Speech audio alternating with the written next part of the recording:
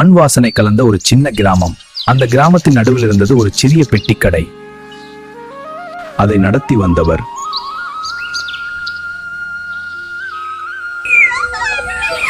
வாங்க குழந்தைகளா.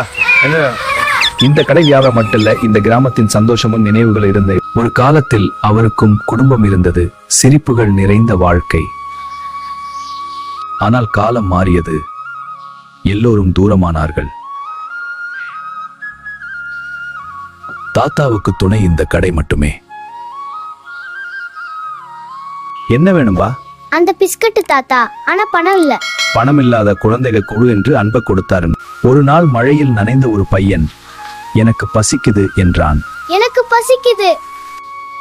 நீ என் பேரன் மாதிரி.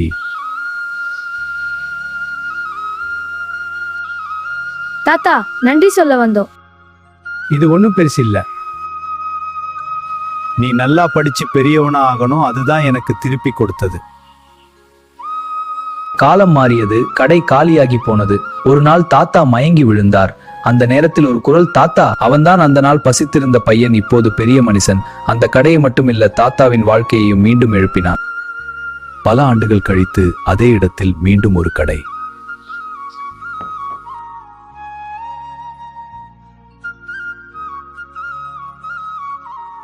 ஒரு பிஸ்கட், ஒரு அன்பு, ஒரு வாழ்க்கையை மாற்றியது.